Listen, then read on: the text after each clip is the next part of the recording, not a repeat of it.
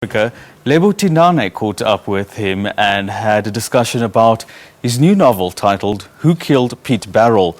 Mason was in the country to launch his long-awaited sequel to his last novel, The History of a Pleasure Seeker. Let's take a look at this insert to see how the conversation went. Richard, welcome to Morning Live. Thank you. It's great to be here. I grew up in Johannesburg. Yeah. It's brilliant to be back. Has it changed since then? It has changed a lot. You get a sense that there is a lot of money in this city. Everyone's building these brand new houses. I saw a set of yew trees in the shape of dollar signs outside someone's mansion. It's a bit crazy, but it's also great to meet you. I've really enjoyed our chat. Talk to us about Who Killed Piet Barol. Somebody who may not have heard about this read. Give us a brief synopsis. So it starts with Piet Barol. He's Dutch. It's Cape Town, 1914, and he's pretending to be a French aristocrat. Right. But he's down on his luck. He needs some money. He's a furniture maker. And it's a book about very different South Africans and the way that they see the world and their relationships.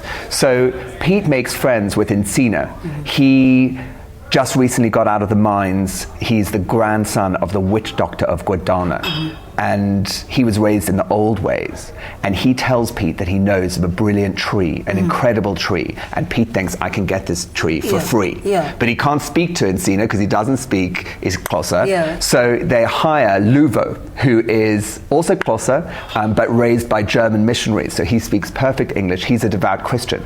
So you have Piet, who doesn't really believe in anything, very charismatic, risk-taking adventurer, going off to the forest of Gordana with a Christian Xhosa and a Xhosa raised in the old ways. Right. And it's about their relationship and the many things that happen as a result of it. Why was it important for you to capture this period in the South African history? This humorless period in South Africa, for you to have a true reflection of that period in the book? Yeah, well, I just think it's a fascinating moment in the history of our country. And a lot of people don't think that much about the Natives Land Act and what it unleashed. And part of it is still on the statute books to this day. It's why people in tribal areas can't sell their own land.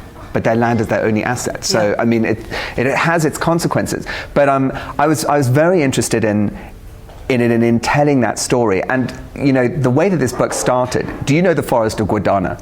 Have you heard of it? I've never been. So every Xhosa knows of it. Yeah. And it's this forest that no one enters in the Eastern Cape. This is all real. And I thought, I want to go visit this forest that no one enters. Why don't they enter it?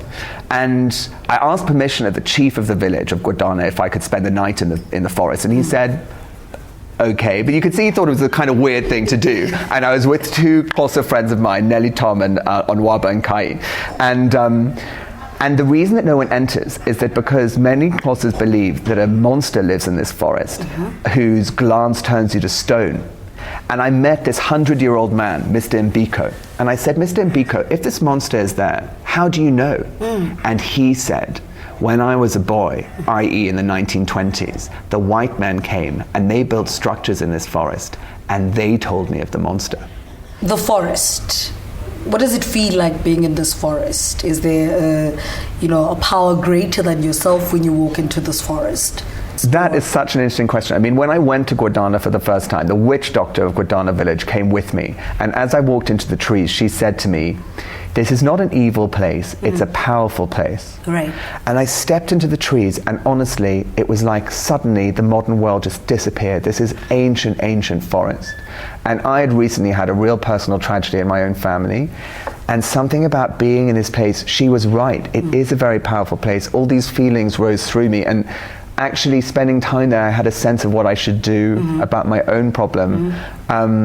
And, we need to protect these wild spaces. Yeah. And so in the book, The Forest of Gordana, which is obviously huge in the book, even though now it's very small in real life, but it's a character in its own right. Yeah. You see the leopards and the spiders and the trees, these ancient trees.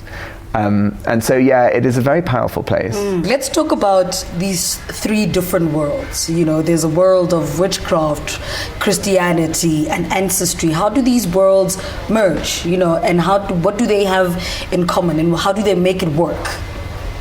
Well, I think what happens is that these people get to know each other. And once they're deep in the forest in quest for this tree, the world outside kind of disappears, and you just got human beings and their conflicts and their closeness. But of course, the world outside intrudes because, as you know, in 1913, just the year before the book starts, we had the Natives Land Act, where the white government abolished property rights for 14/15 of the black inhabitants of the country. So in the middle of winter, you get turfed off your land. You either have to give all your animals to the white farmer and take a huge reduction in your income, or you just have to leave. I mean, just such brutality. Yeah. And this has happened to Luvo's parents. They've been thrown off their land. His sister's baby has died, and he's incredibly wounded, but he can't share it. But in Thine's ancestors, because they live beyond the Great Forest in the Eastern Cape, they haven't been so affected.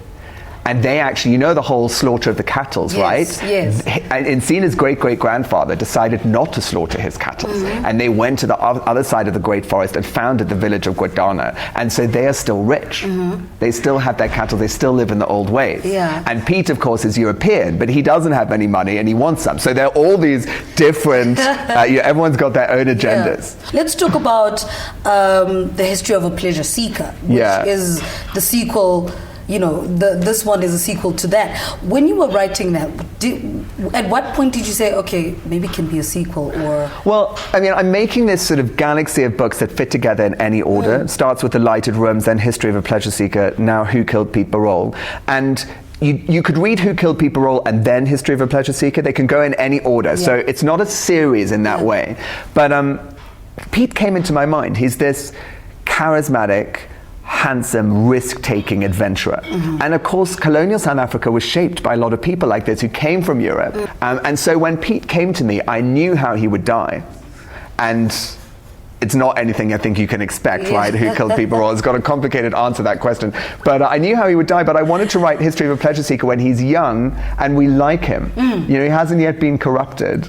Still clean. And he's a bit of an adventurer. It's a very sexy book, History of a Pleasure Seeker, but I knew always that it would lead to this one.